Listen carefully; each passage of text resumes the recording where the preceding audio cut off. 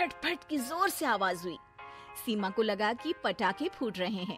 वो डर के मारे घर से बाहर निकली। देखा तो सामने योगेश यानी कि पतिदेव एक बुलेट बाइक पर बैठे हैं। अरे डर गई क्या? बाइक लेकर आया हूँ तुम्हें घुमाने के लिए। सच में?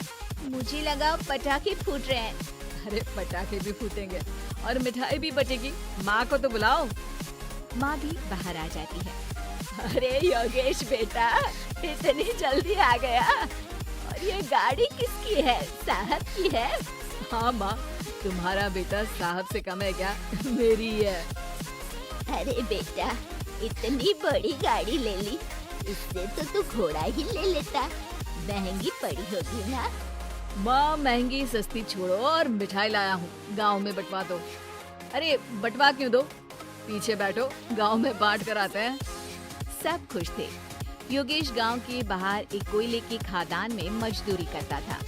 मेहनत और अकल से उसने वहाँ ठेकेदारी का काम सीख लिया और सूझबूझ से ठीक ठाक पैसा बनाने लगा।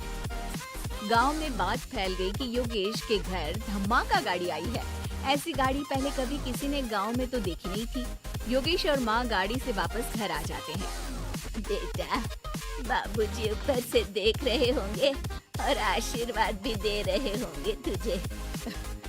वो होते तो उनको भी घुमाता माँ। पूरे गांव में नाच नाच के मिठाई बांटने जाते। जैसे मैंने नाच नाच के बांटी थी जब वो अपने लिए एक साइकिल लेकर आए थे। बस बस, बाबूजी दो बात भी सुनाते कि फटफट वाली फटफटी ले आया। सीमा आगे कहती है, अपने लिए तो ये गाड़ी ले आए और मेरे लिए? अरे ये गाड़ी तुम्हारे लिए ही तो है। पक्का मेरे लिए है? अरे पक्का तुम्हारे लिए है। अगली सुबह जब योगेश सो रहा होता है तो उसे बाहर से गाड़ी की आवाज आती है। वो घबराकर चिल्लाता है, चोर चोर, मेरी गाड़ी ले जा रहा है, चोर चोर। माँ भी जागती है और योगेश के साथ दरवाजे की तरफ भागती है। जैसे ही दोनों बाहर निकलते हैं तो देखते हैं कि सीमा गाड़ी चला रही है। अरे बहू, नाक कटवाओगी क्या? ये क्या कर रही हो? अरे गिर जाओगी, ये क्या कर रही हो तुम? सीमा गाड़ी को रोक कर कहती है, सारे गांव में घुमा लाई, कहीं नहीं गिरी। क्या? सारे गांव में घुमा लाई? अरे लोग क्या कहेंगे बहू? सोचा क्या एक बार? यही कहेंगे कि कितनी अच्छी गाड़ी है। अरे तुम्हारे बारे में। हाँ, कहेंगे ना कि देखो कितनी अच्छी गाड़ी पर बैठी है। बहू गाड़ी रखकर योगेश और सासू माँ के पास जाती है। तुमने कब गाड़ी चलाना सीखा? हमारे बाबूजी के पास पुरानी स्कूटर थी, सीख ली। फिर स्कूल में एक मास्टर जी भी ऐसी ही गाड़ी लेकर आते थे, उन्होंने सिखा दी। हाँ, स्कूल के मास्टर आजकल यही सब तो सिखा रहे हैं। पढ़ाई का कुछ सिखाते तो कुछ भला होता। अरे बहू, अब गाड़ी मत चलाना। हमारे परिवार में कभी किसी औरत ने पीछे से आगे की सीट पे आने की हिम्मत नहीं की है। तुम भी मत करना, समझी? जी समझ गई माँ जी। सीमा सास की बात सुनकर चुपचाप रसोई में जाकर उदास होकर खाना पकाने लगी है। सास सुबह सुबह मंदिर से पूजा करके लौट रही होती है। तभी उसे दो औरतें रोक लेती हैं और कहती हैं, अरे बहू को थोड़े अच्छे लक्षण भी सिखा दो।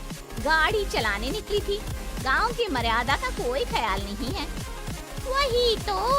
अरे पैसे आने लगे हैं तो क्या मतलब कि किसी रीति रिवाज को नहीं मानोगे? अरे समाज में रहना है तो समाज की ढंग से ही रहना पड़ता है। अरे लाज भी नहीं आई बहू को? चूल्हे चौके से निकलकर सीधे गाड़ी लेकर चौराहे चबूतरे नाप लिए, फाट फाट फाट करते हुए।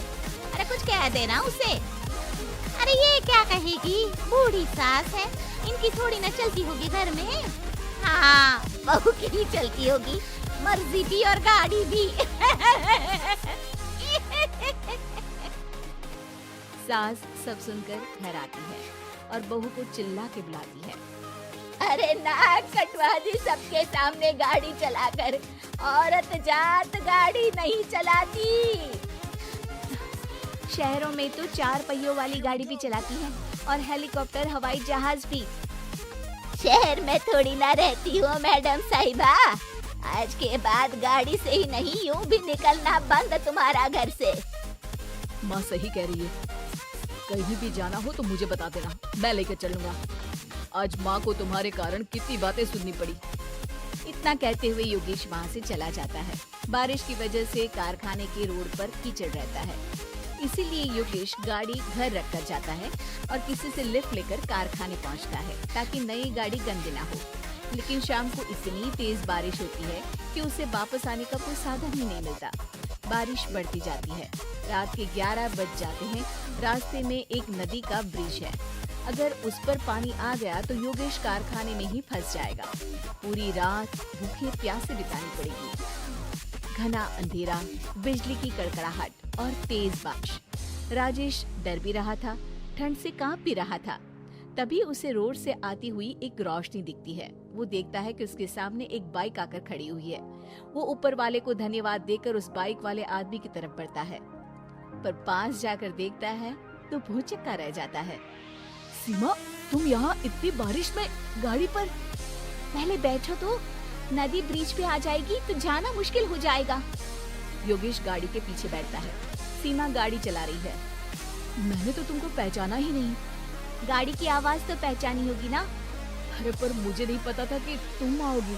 अच्छा किया कि तुम आ गई। माँ नहीं आने दे रही थी, पर हमेशा पति पत्नी की रक्षा थोड़ी ना करेगा, पत्नी को भी तो करनी चाहिए। योगेश को सुबह अपने किए पर पछतावा होता है। उसकी आंख में आंसू आ गए जो बारिश की बूंदों में बह गए थे। इसके बाद सीमा को सास ने और योगेश ने खुशी खुशी समाज की सीमा लांघने की मंजूरी दे दी। अब वो जहाँ भी जाती